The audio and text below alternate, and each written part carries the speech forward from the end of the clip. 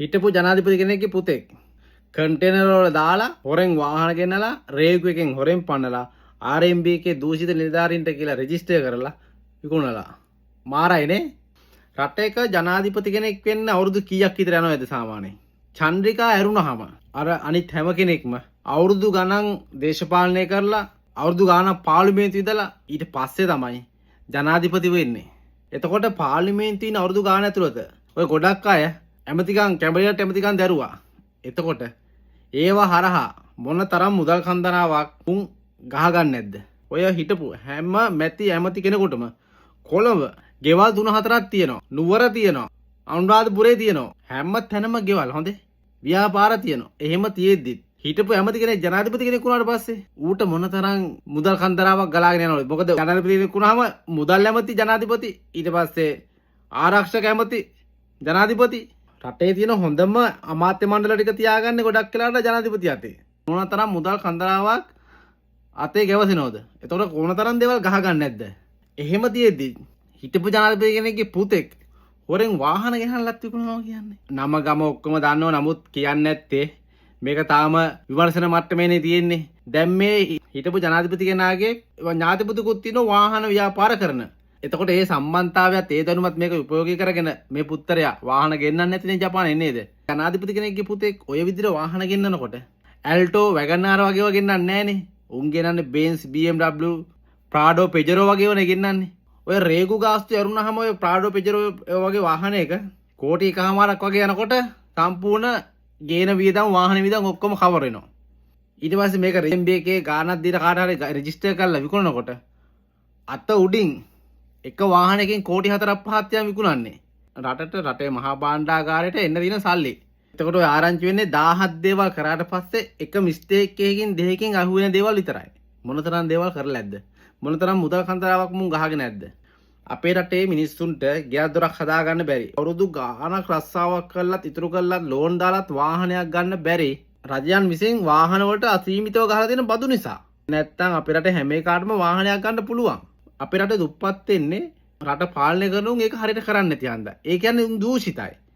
උන් දූෂිත වුණාම රටේ මහා භාණ්ඩාගාරයට ලැබෙන්න තියෙන මුදල් හොරපාරෙන් උන් ගන්නවා. ඒතර රටේ මහා භාණ්ඩාගාරේ සල්ලි නැහැ. රටේ මහා භාණ්ඩාගාරේ සල්ලි නැතුවම රටේ මිනිස්සුන්ට කන්න දෙන්න ඕන වුණාම පවතින ආණ්ඩු කරන්නේ ගිනි පොලියට පිට රටින් ණය ගන්නවා. ඒවයින් තමයි කන්න දෙන්නේ. ඊට පස්සේ ප්‍රොජෙක්ට් ගේනවා. ඒවත් ගිනි පොලියට. ඒවයිනුත් ගහ ගන්නවා. ඒවත් අපි ගෙවන්න තියෙන ණය.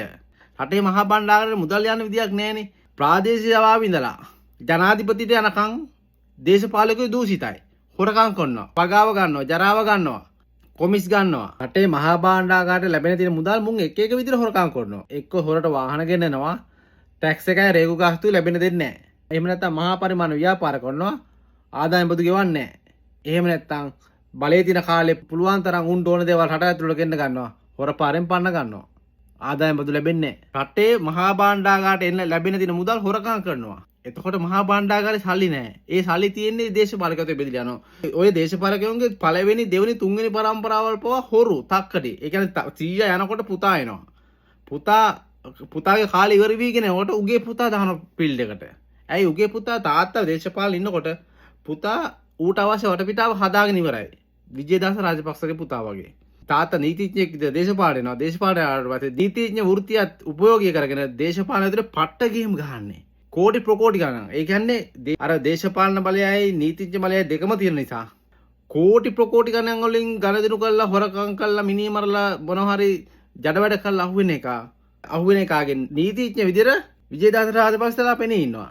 දේශපාලන බලය තියෙන නිසා අරුණුත් කීයක් ගයක් කමන්නේ නැහැ කියලා උන්ට දෙනවා. එතකොට උන් කෝටි ප්‍රකෝටි ගණන් ඩීල් දානවා.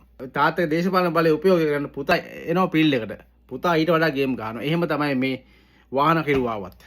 අපේ රටේ සාමාන්‍ය මිනිසෙකුට වාහනයක් ගන්න බැරි හේතුව, දියුණු වෙන්න බැරි හේතුව, ගෙයක් දොරක් හදාගන්න බැරි හේතුව තමයි ඔය දේශපාලකයෝ උන්ගේ ඥාති, උන්ගේ පුතාලා, උන්ගේ ගාව ළඟින් වැඩ කරන හැම එකම කෝටි ප්‍රකෝටි ගණන් වලින් රටට ලැබෙන තියෙන සල්ලි, මහා භාණ්ඩාගාරයට ලැබෙන තියෙන සල්ලි උන් හොරකම් කරගන්නවා.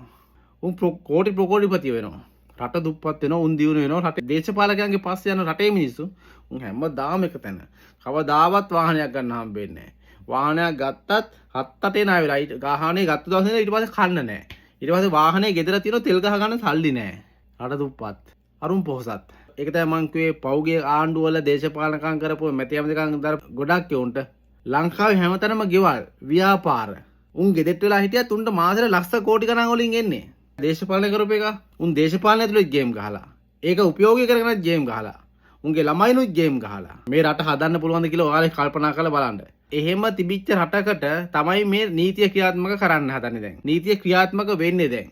උන් ඉපදිච්ච දවස් ඉඳලා දුකක් කියන එකක් දන්නෙත් නෑ උන්. එහෙම උන් වෙනුවෙන් අදත් කුලී වැඩ කරන තමන්ගේ මහන්සියෙන් හම්බ කරන ඔයාලා රෙදි නැතුව කඩ යනවා. ඔයාලා වෙනුවෙන්ද නෑ උන් වෙනුවෙන්. උන් හැමෝම එකතු වෙලා ඔයාලට අපිට ජීවිතයක් කියන එක නැති කරලා තියන්නේ. එහෙම උන්ට නීතියක් ක්‍රියාත්මක වෙනකොට උන් කරපු වැරදි කියනකොට උන්ව බේරගන්න ඔයාලම පාට වහිනවා. පට්ට මොඩයි නේ. මෙච්චර දේවල් අහුවෙද්දිත් ඔයාලා උන්ව දේවත්වයෙන් අදහනවනම් ඇත්තටම කරන් දෙයක් නෑ ඉතින්. රටේ කරුමේ